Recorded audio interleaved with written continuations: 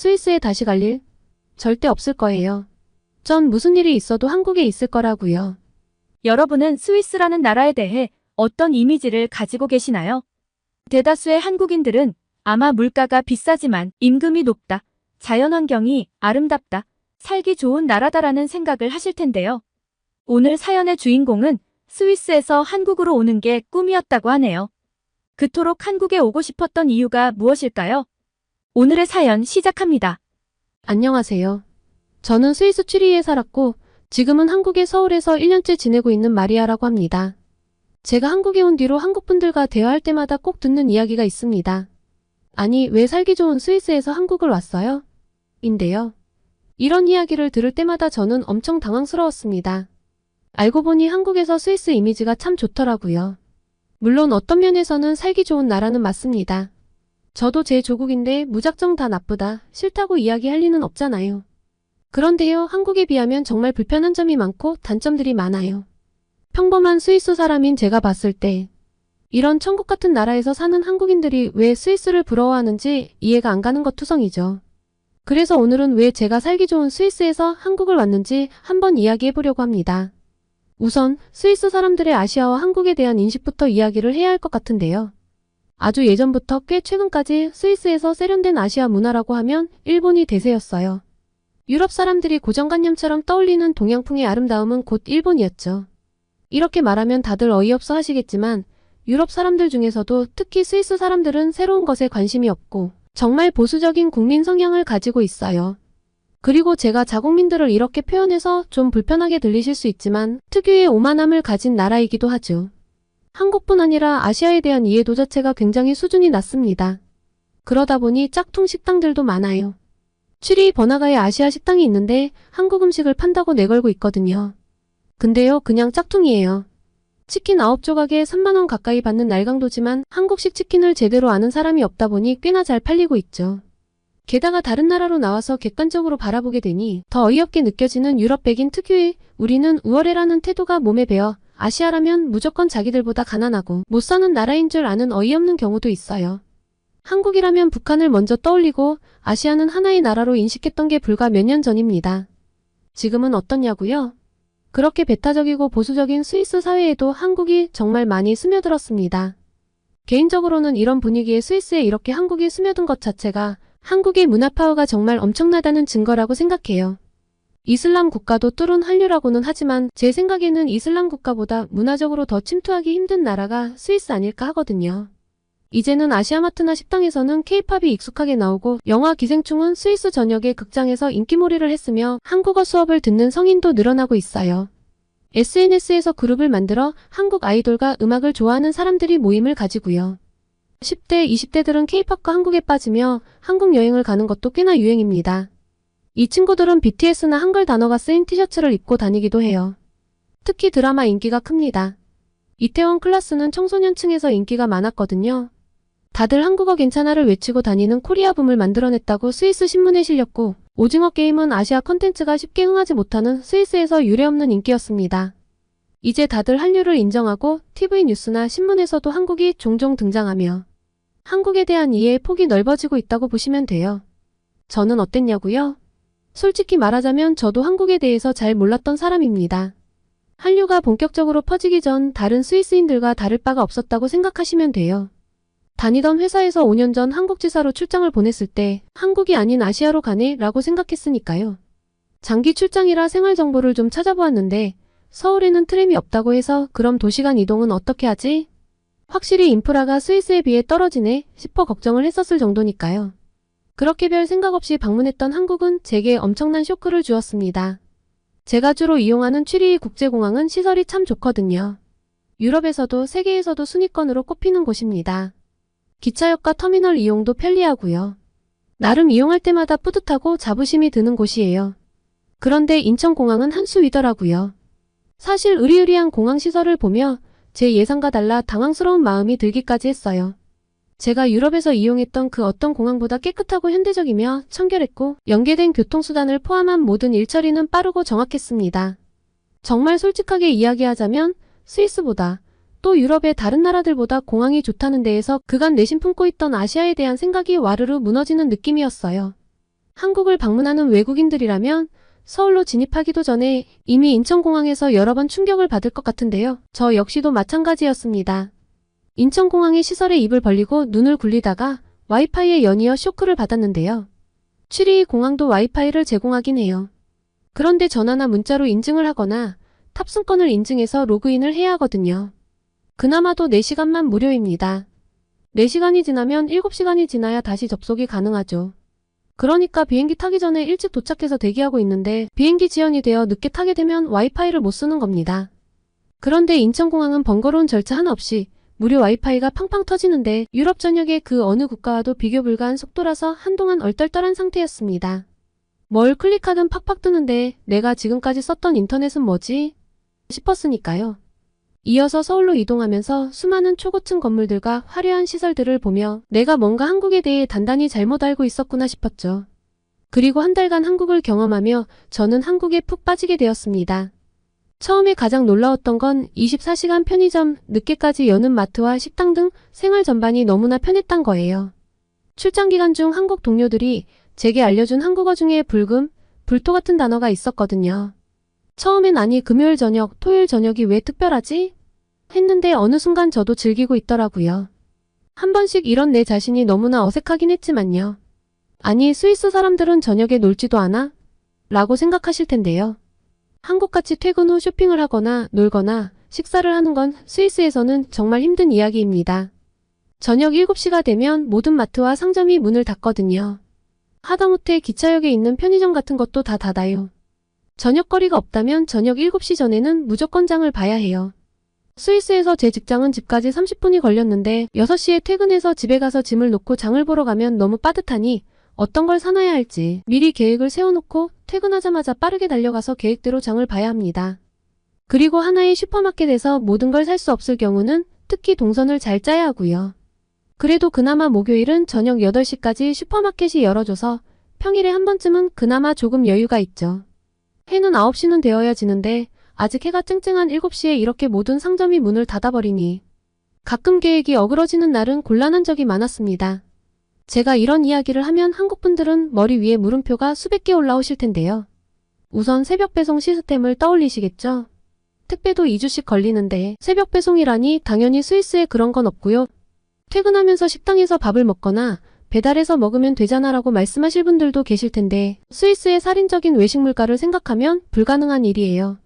맥도날드 세트 메뉴가 3만 원이 좀 넘고 배달 가능 음식점도 드문 데다가 배달 가능 금액이 7만 원이 넘어야 하는데 어떻게 편하게 먹겠어요. 그래서 스위스 사람들은 생일이나 기념일 말고는 외식을 거의 안 해요. 아니 못하죠. 그래도 일찍 퇴근해서 저녁밥 해먹고 쉬는 거 아니냐라고 생각하실 수 있는데 할 일의 양은 정해져 있으니 식사 후 불편한 책상 앞에 앉아 허리를 혹사해가며 작은 노트북으로 일을 더 해야 할 뿐이죠. 아, 주말에 장을 보고 여유를 즐기면 안 되냐고 하실 분들을 위해 말씀드리면 그런 건 토요일 저녁 6시까지만 즐길 수 있습니다. 토요일은 오후 6시면 온 도시가 셧다운된다고 보시면 돼요. 문을 연 곳이 없으니 셧다운이라고 표현해도 딱히 틀린 표현은 아닌 것 같네요. 그리고 이 셧다운은 월요일에 풀려요. 일요일은 거리에 사람도 없고 완전 유령 도시가 됩니다. 그러니까 주중에 필요한 일들은 저녁 7시까지는 무조건 해결해야 하고 주말에 일을 보려면 토요일 6시 전까지 다 처리해야 하죠. 그런데 한국에 오니까 밤늦게까지 너무나 즐길 것도 많고 생동감이 넘치는 거예요. 주말에 쇼핑도 하고 여유있게 놀러가서 맛있는 것도 먹을 수 있고 외식도 할 수 있다니 정말 환상적이죠. 게다가 글을 쓰고 있는 지금도 침이 고이는데요. 한국의 음식들은 정말 최고라고 생각해요. 스위스 사람들이 먹는 음식들은 사실 굉장히 밋밋하고 특색이 없어요. 주로 먹는 게 고기, 감자, 빵, 파스타, 피자, 샐러드 정도입니다. 심지어 베이커리류도 종류가 많지 않죠. 감자와 고기, 시금치를 올린 스위스의 일반적인 가정식을 보면 한국 분들은 아마 절로 미간이 찌푸려지실 거예요.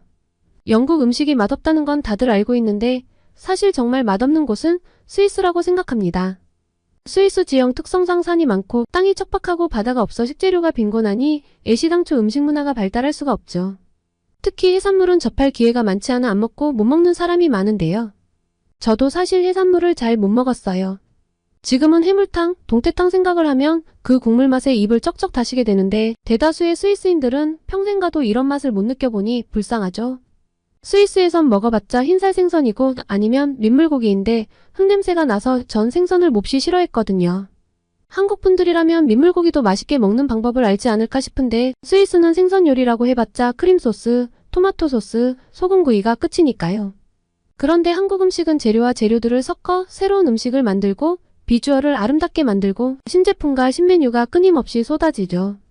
저는 안 먹어본 맛, 재료에 엄청나게 보수적이어서 매번 먹는 것만 먹었는데 한국의 다채로운 식문화는 컬처 쇼크 그 자체였어요. 한국의 편리성, 생동감, 맛있는 음식과 함께 결정적으로 제가 한국으로 다시 가야겠다고 결심한 이유는 바로 의료 시스템이었습니다. 출장을 와 있는 동안 어금니가 자꾸 쑤시고 아팠거든요. 함께 일했던 한국 사람들이 치킨을 먹으러 가자고 하는데 치아가 너무 불편해서 못 갈 정도였어요. 그렇게 환장하게 좋아하는 치킨을 안 먹다니 무슨 일이냐고 묻는 사람들에게 이가 아파서요. 라고 했더니 다들 황당하게 절 쳐다봤습니다. 아니 널린 게 치과인데 왜 점심시간에 안 갔다 왔어? 치과는 시간 끌면 일만 커져 내일은 꼭 가봐. 라고 하는데 이번엔 제가 한국 동료들을 멀뚱멀뚱 쳐다봤죠. 스위스에서는 치과 진료는 2주에서 한 달 전에 예약을 해야 해요. 그리고 비용은 상상 초월입니다. 엄청난 치료를 하지 않아도 엑스레이 한 번에 25만원, 스케일링 한 번에 30만원 등등 한 번 치과에 갔다 하면 몇십만원, 몇백만원은 우습게 깨집니다. 그런데 한국에서는 비보험이어도 스위스보다 한참 싸더라고요. 게다가 딱히 예약 없이도 바로 치료를 받을 수 있었고 일말의 고통 없이 아주 빠르게 치아 치료를 끝낼 수 있었죠. 치과에 갔다 온 후에 흥분해서 한국인들에게 원래 한국 병원은 이렇게 저렴하고 또 오래 기다리지 않아도 되고 기술도 좋은 건지 아니면 내가 갔던 병원이 엄청 특별했던 건지 물어보니 한국인 동료가 전 외국인이라 의료보험 적용이 안 돼서 비용이 많이 나온 거고 웬만한 동네 병원들은 예약 없이 그냥 간다고 하더라고요. 물론 인기가 아주 좋으면 예약을 해야 하겠지만 간단한 동네 병원에서의 치료에 한 달 전 예약까진 필요가 없다면서요. 충격으로 손이 떨렸습니다. 이런 나라가 진짜 나라지 싶었죠. 이런 이야기를 하면 스위스는 월급 많이 준다며 하는 분들도 가끔 계시던데요. 급여가 높은 건 맞습니다. 평균 임금이 월 1,000만원 정도이고 하나로는 570만원 정도부터 기본 급여가 시작하거든요. 하지만 저희끼리는 스위스에는 비싸거나 더 비싼 것만 있다라는 이야기를 종종 하곤 합니다. 집세 내고 보험비 내고 생활비 쓰면 사실 남는 건 거의 없거든요. 꽤나 고액 연봉을 받는 금융 애널리스트인 선배가 집을 알아봤었어요. 동네에 매물로 나온 적당한 크기의 방 3개짜리 40평짜리 단독주택에 살기 좋아 보여 알아봤더니 가격이 108억 원이었대요. 지금 여자친구와 작은 임대 아파트에서 살고 있는데 아무래도 이 생활을 벗어나기 힘들 것 같다며 씁쓸하게 웃더라고요. 집값 때문에 전문직 종사자들도 대부분 자가주택이 없고 임대로 살고 있습니다. 제가 살았던 취리히는 원룸 월세가 430만원 정도예요. 아주 세련된 신축이 아니라 정말 낡은 원룸 아파트인데도요. 결혼해서 아이가 있는 사람들은 방도 있어야 하니 월세만 한 달에 800만원 정도를 지불하고 사는 게 일반적이죠. 그러니 비싼 물가에 익숙한 스위스 사람에게도 치과 비용은 엄청나게 부담이 됩니다. 나라에서 강제로 가입하는 의료보험이 있긴 있는데요. 보통 성인이면 한 달에 50에서 60만원 정도를 냅니다. 미취학 아동들은 한 달에 20만원 정도를 내죠. 한국의 피부양자 제도는 스위스에 존재하지 않아요. 그런데 웃긴 건 이 의료보험은 외국인이라도 3개월 이상 거주하면 무조건 가입을 하게 해놨는데 운영의 주체는 정부가 아닌 민영보험사입니다. 그래서 사람들은 수십 개의 보험사가 제공하는 다양한 상품 중에 선택을 하는데 이때 가장 중요한 건 공제 한도의 설정입니다. 스위스 의료보험은 기본적으로 가입자 부담이 굉장히 커요. 최소 39만원부터 최대 325만원까지 공제 한도를 설정할 수 있는데 공제 한도로 설정한 금액까지는 가입자가 병원에 갔을 때 전액을 부담하게 됩니다. 공제 한도를 넘어선 의료비가 나오면 가입자는 청구 금액의 10%를 내고요. 공제 한도가 낮으면 당연히 매달 보험료는 올라가고 한도가 높으면 보험료가 내려갑니다. 이렇게 가입자 부담이 큰 이유는 시스템 남용을 막기 위해서라는데 남용하기에는 병원비가 너무 비싸요. 두드러기가 나서 피부과에 갔는데 별 문제 없다란 말을 듣고 나오는데 걸린 시간은 딱 3분 그리고 8만원이 청구가 되는데 어떻게 남용을 하겠어요? 게다가 치과는 보장이 안 돼요. 보험의 옵션이죠. 사실 한국에서 탈이 났던 그 치아도 제가 비용 부담 때문에 치료를 미뤄놔서 생겼던 문제예요. 대체 얼마가 나왔길래 그러냐고요? 염증도 많고 신경치료도 필요한 치아가 6개고 이거저거 따진 후 스위스에서 청구된 치료비는 1,560만원이었습니다. 미친듯이 전화를 돌리고 인터넷을 찾아 싸다고 소문난 병원을 찾아갔는데 700만원을 부르더라고요. 이러니 가까운 프랑스나 독일로 치과 진료를 받으러 가죠. 거기는 스위스 반값이거든요. 문제는 스위스 사람들이 치과 진료를 받으러 하도 가는 통에 예약을 해도 2달을 기다려야 합니다. 그래서 치료를 못하고 있었어요. 스위스의 살인적인 집값, 국민 부담이 큰 의료 시스템, 불편한 생활상들이 한국과 하나하나 비교가 되니 정말 못 살겠더라고요. 한국을 몰랐다면 모를까 어떻게 이걸 다 알고 계속 스위스에서 살겠어요? 출장이 끝나 스위스로 돌아가는 길, 정말 도살장에 끌려가는 소가 이런 기분일까 싶었습니다. 하지만 이대로 주저앉을 수는 없죠. 길을 쓰고 다시 한국으로 갈 방법을 찾았습니다. 이직을 할 준비까지 끝마쳤었는데 다행히 한국지사로 발령을 내달라는 제 요청을 받아줘서 이직은 하지 않아도 됐어요. 중간에 코로나 때문에 모든 게 수포로 돌아가는가 싶어 절망에 빠지기도 했는데 다행히 작년 초 이맘때 한국 땅을 밟을 수 있었죠. 얼마나 감격스럽던지요. 그리고 한국에서 본격적으로 살면서는 정말 스위스를 떠나오기 잘했다는 생각뿐입니다. 한 달의 한국 경험은 정말 단편적이었구나라는 것을 느끼는 요즘 한국은 알면 알수록 더 좋아지고 있어요. 아주 소소하게는 모든 종이 우편으로 날아와 며칠씩 기다려야 하는 스위스와 다르게 한국은 휴대폰 인증 같은 것을 통해 제가닥 일을 처리할 수 있다는 것도 참 좋아요. 당장 교통카드만 해도 한국은 바로 살 수 있어서 얼마나 편한데요. 스위스는 직접 오피스에 방문해서 신청해도 임시 탑승권을 주고 실물 카드는 우편으로 보내주거든요. 스위스에서는 그냥 그러려니 하고 살았는데 한국에 와서 보니 한국의 모든 것들이 가장 최적의 효율성으로 맞춰져 있구나 싶은 거예요. 한국과 비교하면 스위스는 대체 왜 그러고 살까 싶은 순간들이 너무 많은데 한국에 대한 제 감상을 들을 때마다 한국 동료들이 경악하는 것도 이제는 즐기고 있어요. 예를 들어 내 한국집은 방충망이 있어서 좋아 라고 했더니 다들 경악하는 그런 순간들이요. 스위스는 집에 방충망이 없어서 손바닥만한 거미가 집으로 들어오거든요. 한국 동료들이 경악할 때마다 저는 웃기면서 좀 슬프기도 한데 이런 걸 한국 사람들이 우프다라고 한다는 것도 배웠어요. 온 지 겨우 1년째이지만 반 한국인이 된 느낌입니다. 머나먼 외국인데 어쩜 이렇게 마음에 쏙 드는 나라가 있을까 싶은데요. 역동적이고 살아있는 나라이고 변화가 빠른 액티브한 한국이 너무나 사랑스러워요. 스위스로는 절대 돌아가지 않을 거라는 결심으로 요새 열심히 한국어 공부 중인데요. 언젠간 유창한 한국어로 다시 한번 한국 생활의 감상을 전하겠습니다. 오늘은 한국 출장 이후 한국에 푹 빠져 한국으로 온 스위스 여성의 사연이었습니다. 오늘의 사연 어떠셨나요? 오늘의 사연이 마음에 드셨다면 구독과 좋아요를 눌러주세요.